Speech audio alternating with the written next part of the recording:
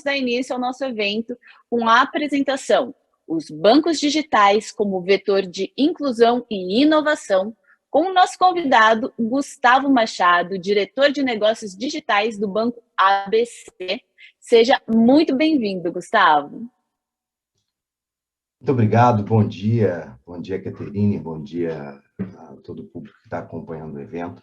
É um prazer estar com vocês.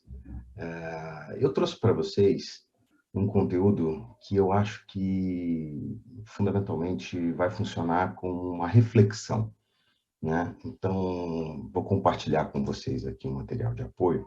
Eu trouxe aqui uma passada rápida e uma reflexão sobre essa transformação que o varejo bancário vem sofrendo, fruto dessa transformação digital e tecnológica e a entrada dos bancos digitais, a transformação dos bancos incumbentes.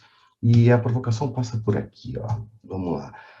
Vamos olhar essa mudança e o que está acontecendo através de três vetores aqui. Em relação aos players, em relação à oferta de valor que esses players do mercado financeiro, e com foco sempre no varejo, tá?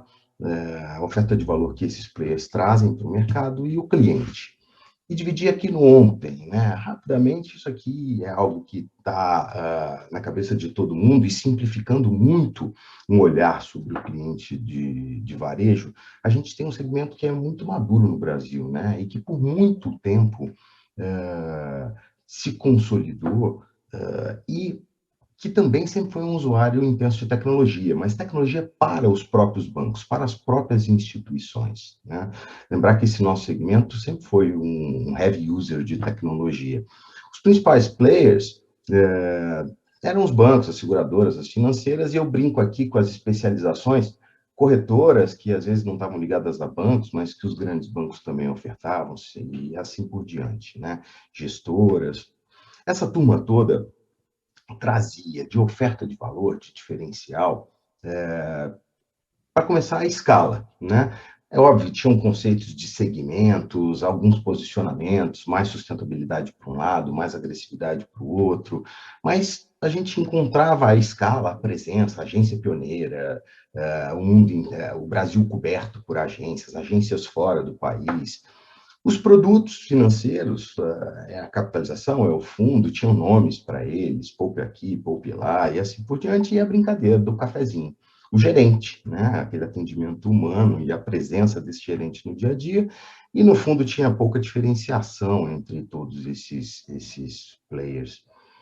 Sobre o aspecto do cliente, o cliente ele costumava ser escolhido, né? Eu me lembro, e deve ser da época de alguns que estão aqui no evento, de uma época em que o cliente que ia até uma agência abrir uma conta, muitas vezes a conta não era aberta, porque o banco só aceitava a abertura de conta quando havia indicação de alguém, ou quando este cliente podia ter um crédito aprovado. O cliente tinha muito pouco poder de barganha. E o público não entendia nada de finanças, né? O brasileiro entende pouco de finanças e entendia menos ainda.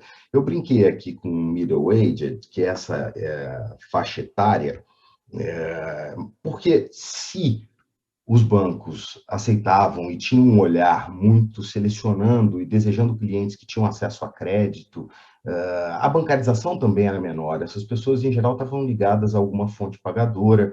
Esse mercado informal enorme do nosso país era pouco atendido por esse mercado financeiro, né? Então, este é um momento de baixa bancarização, né? Onde a bancarização no país ela não era muito grande, né? Eu estou chamando de hoje, quando é ontem, né? 10 anos para trás, né? Então, é muito recente, tem uma mudança recente de 10 anos para trás, né? Com um erro um pouquinho para cima, um pouquinho para baixo, mas esse ontem fala de uns 10 anos para trás. Eu acho que hoje a gente vive um primeiro ciclo de transformação deste mercado financeiro, né? Esse ciclo de transformação, na minha opinião, ele está muito dado pela experiência que é ofertada aos clientes. Me explico, né? Quem atua nesse mercado hoje? A gente tem todo mundo que atuava ontem, está aqui, né? Ele continua atuando no dia de hoje, e a gente tem os novos players, os neobanks, sejam aqueles nativos digitais, ou sejam aqueles que vêm egressos de uma estrutura de um banco incumbente, fintech, insurtech, fincare, agregador de finanças, e aí vai, né? Uma account tax e assim por diante. Você tem uma série de players que, obviamente, estão aí, né, por conta das possibilidades que se abriram com a tecnologia e, obviamente, a regulação acompanhando também, mas olhando por um outro lado, que é o tema do nosso evento, isso promove um aumento da concorrência. E é interessante pensar que esse aumento da concorrência, ele se dá pelo cliente, mas também pelos funcionários, né? Pela força de trabalho que move essas companhias, que movem esses negócios. E é legal pensar também que isso acontece dos dois lados, né? Então, você tem um início onde você encontra nas fintechs, nos neobanks, nas insurtechs, uma série de profissionais que são aqueles inconformados e que conhecem e gostam do mercado financeiro, mas entendem que já estava na hora de mudar e que acabam abrindo os seus negócios, identificam oportunidades e avançam nos seus negócios, abrindo essas novas frentes. Você tem, obviamente, aquela turma entrando no mercado, né, pensando de um jeito diferente, e nativo digital, vamos dizer assim, montando essa estrutura tecnológica e essa nova abordagem. Portanto, você tem uma concorrência das fintechs buscando força de trabalho dentro das grandes instituições, dos incumbentes. Com o tempo, isso também se inverte, né? E aí você tem os bancos buscando pessoas dentro das fintechs. Eu, na minha equipe, tenho pelo menos 5 pessoas que já trabalharam em fintechs, não são mais, tem pelo menos 8 pessoas, não é uma equipe tão grande assim, são 8 pessoas que já trabalharam em fintechs, alguns deles nunca tinham trabalhado em bancos tradicionais, vamos chamar assim. Isso promove uma troca, né? Isso promove uma troca natural de conhecimento. E aí a gente percebe que isso também ajuda a acelerar, além da concorrência, além da necessidade, a observação da necessidade, você começa a acelerar a reinvenção dos incumbentes, que começam a olhar para um novo jeito de trabalhar, um novo jeito de produzir, de se comunicar, novos canais, o agile approach to work, novas tecnologias e assim por diante. Um jeito novo de atuar que tem mais a cara das fintechs. Então, aqui, a gente começa a perceber que esse amadurecimento, ainda que num tempo tão curto, contamina e mobiliza e ajuda o ambiente como um todo a se desenvolver. Em relação à oferta de valor que essa turma disponibiliza para o mercado, a minha opinião é que aqui a gente ainda tem um foco muito maior na experiência. O que diferencia é a experiência. A gente encontra negócios de muito sucesso em que, no final das contas, o produto ou os produtos principais são os de sempre, mas ofertados de uma forma diferente, né? Na relação com o cliente, ou a relação com o cliente efetuada de um jeito diferente. O preço muda, se altera o jeito de cobrar, some uma tarifa daqui, perde-se a necessidade de alguns outros veículos de lá. Os produtos nem tanto. Tem produtos novos, obviamente, mas eles ainda não são algo tão disruptivo, não há uma mudança tão disruptiva sobre esse aspecto, né, na minha opinião. Sob o olhar do cliente, esse cliente tem feito mais escolhas, né? E ele tem feito mais escolhas porque também ele é mais bem-vindo. Seja porque começa a se ter um entendimento de que há outras formas de acolhê-lo, de atender às suas necessidades e também, obviamente, de promover a rentabilização desses clientes, gerar receita não é um problema, né? Isso é uma necessidade para que as companhias existam. Então, esses clientes começam a ser aceitos e novos modelos são encontrados. A gente sabe também que base vale muito nesse momento, base de clientes, às vezes ela não está tão ativa quanto poderia, mas essas empresas estão em fase de crescimento, em fase de investimento. Então, esse cliente está mais empoderado, ele pode escolher, ele pode circular entre diversos players. Havia uma concentração nos tempos de ontem, né, recentes, e agora a gente tem uma oferta muito grande de possibilidades. Mas esse cliente continua não entendendo absolutamente nada de finanças, né? Então, a gente tem ainda uma pequena parcela da sociedade brasileira que consegue, de fato, entender de finanças, de produtos financeiros, o que não chega a ser um demérito, né? É um desafio. Você, por exemplo, fazer uma escolha numa prateleira com 2.000, 3.000 fundos diferentes, diferenciados por características de nome e composição. Então, esse é só um exemplo, mas há aqui uma necessidade de melhorar essa capacidade de entendimento. E a brincadeira do Extended Age aqui é para falar de bancarização. Tem dois olhares para a bancarização aqui. Primeiro, você enxerga esses novos players, sejam eles egressos dos incumbentes ou os que já são os nativos digitais, expandindo a sua atuação nas faixas etárias. Hoje a gente tem banco que abre conta de crianças, né? Banco em parceria com a Disney, e que inicia um relacionamento muito cedo, né? Isso é uma forma de aumentar ou de colocar, antecipar a bancarização. Por outro lado, não preciso falar aqui, eu estou tentando chover no molhado aqui, que a pandemia foi um agente de aceleração da adoção do digital fundamental, né? Quem estava na dúvida ou quem ainda não tinha dado o passo teve que dar o mergulho, seja porque precisou, porque o comércio passou para ir do alimento ao consumo, seja porque a gente tem aí também a entrada de alguns milhares de brasileiros nos planos assistenciais ofertados pela Caixa Econômica Federal, e isso através de meios digitais, né? Então, esse é um movimento importante, a bancarização aumenta, e fruto desta nova oferta, fruto do momento, fruto da pandemia. Tem outro público importante que passa a ser acolhido aqui, que são esses brasileiros que trabalham na economia informal, que a gente sabe que é muito grande no nosso país, estamos falando de milhares de brasileiros, entre 30 e 50 milhões de pessoas, que passam também a ser atendidos por fintechs que olham para isso, né? Que olham para os MEIs, para os EIs e para as suas necessidades. Então, a gente tem um aumento de bancarização fruto dessa transformação digital.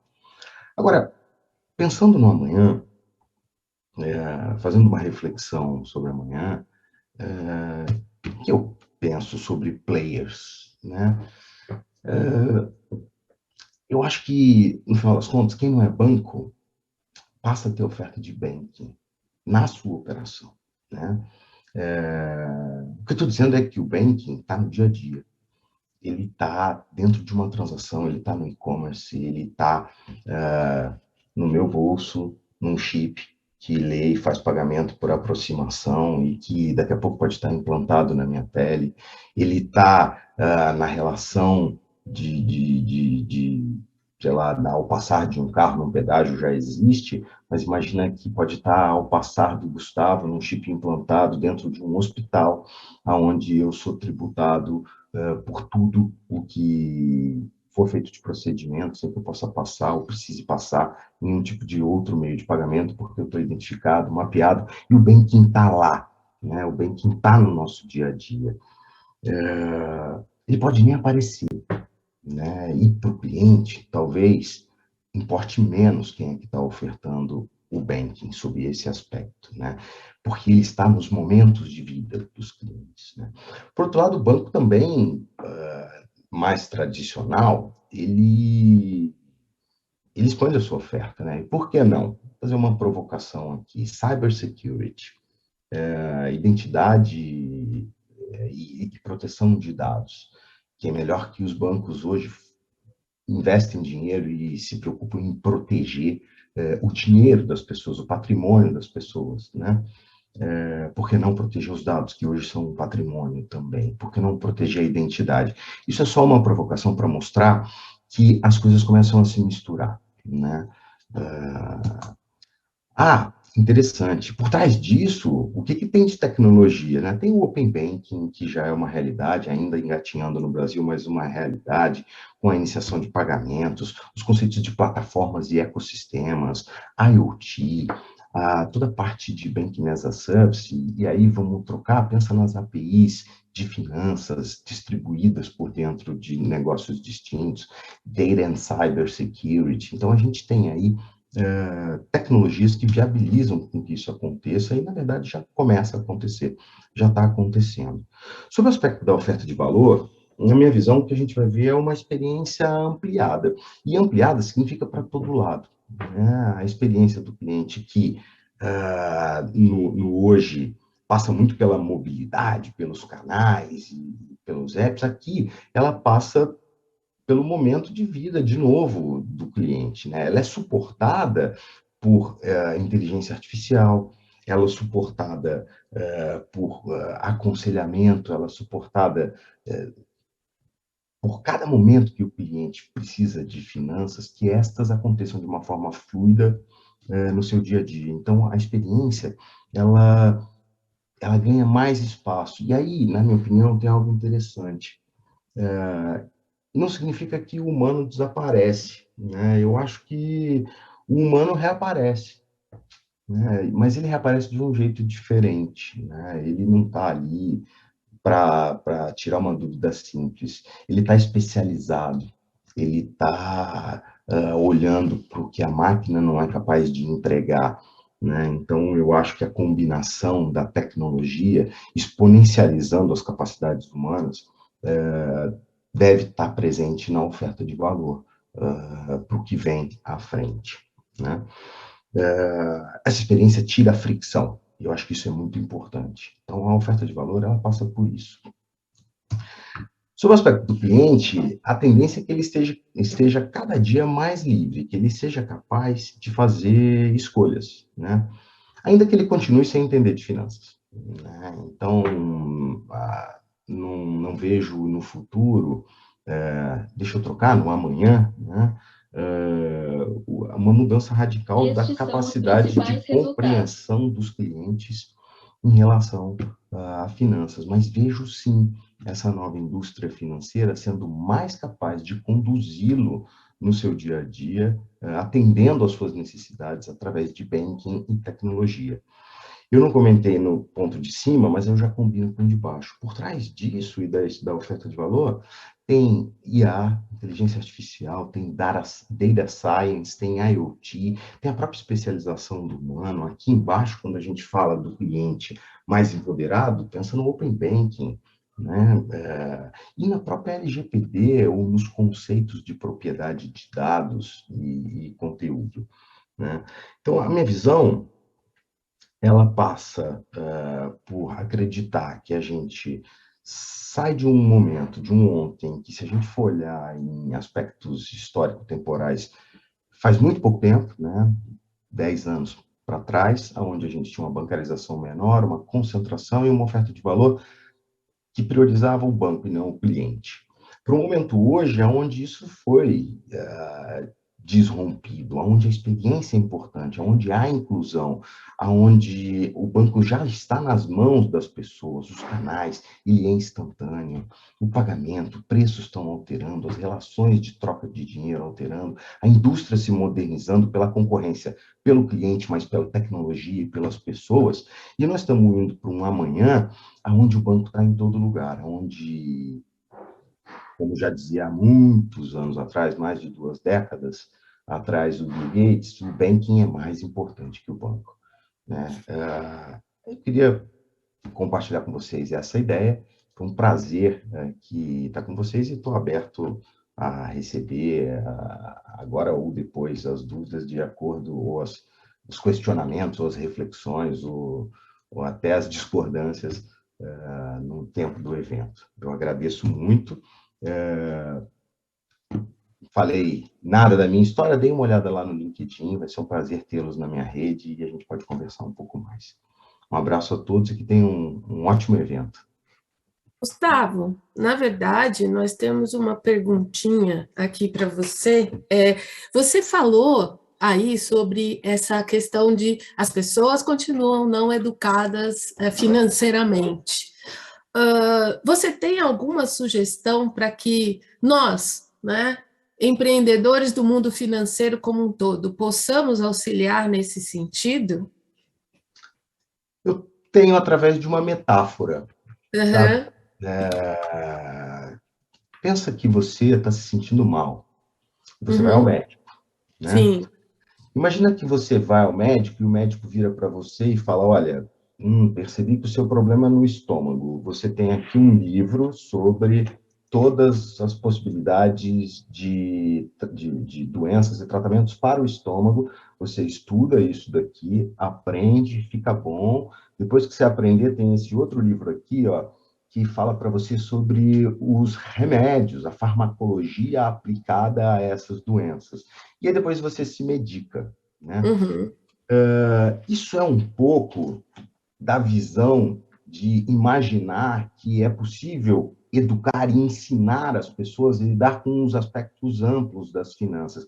É óbvio que a gente pode melhorar o entendimento de saúde como um todo, voltando para a metáfora. Perfeito. Mas eu acho que o papel de nós, profissionais do mercado financeiro brasileiro, é tentar ajudar essas pessoas identificando quais são, de fato, as necessidades dela, no olhar dela, resolvendo o problema dela, não o meu problema de que produto eu preciso vender ou a receita que eu preciso fazer, mas quais são os problemas que eu resolvo e para resolver, aliás, desculpa, quais os problemas este cliente tem.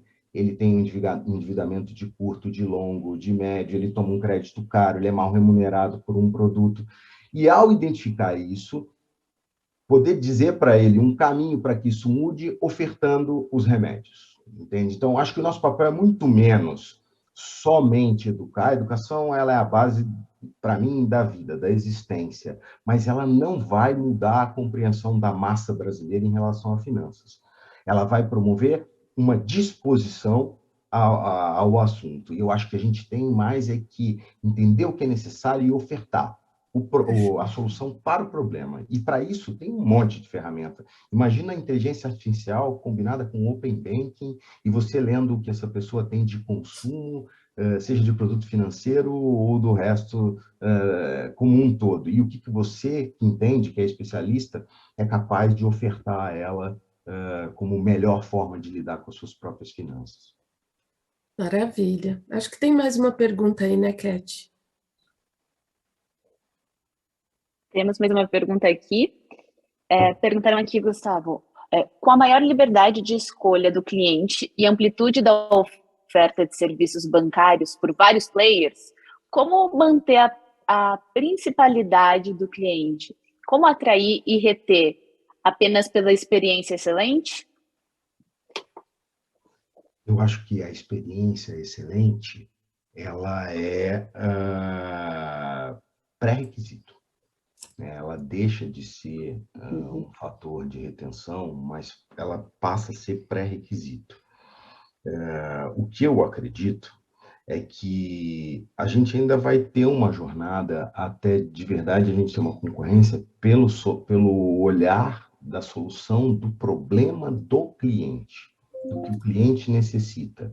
Eu acho que toda vez que a gente consegue se colocar e ser percebido numa posição em que, de fato, a gente está ali com o objetivo de resolver de forma fera o problema do cliente, a gente pode ganhar a preferência dele, né?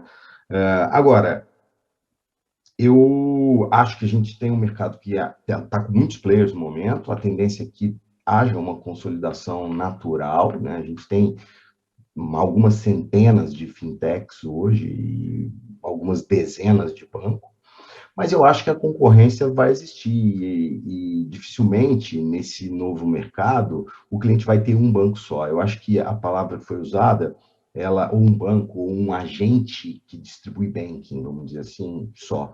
Eu acho que a gente vai encontrar um mercado onde características de players vão ser usadas em tempos diferentes. E o que a gente vai brigar é pela preferência, não pela exclusividade, né? A gente vai ter menos, mas ainda vai ter mais concorrência e clientes vão consumir produtos e serviços de mais de um agente. Muito bom. Muito obrigada, Gustavo. Sem dúvida, o tema, todas as suas colocações foram muito instigantes, cheio de aprendizados aqui para todos nós, na nossa vida, nos nossos negócios. Então, muito, muito obrigada pela sua participação, enriqueceu o nosso dia e muito obrigada. Obrigado.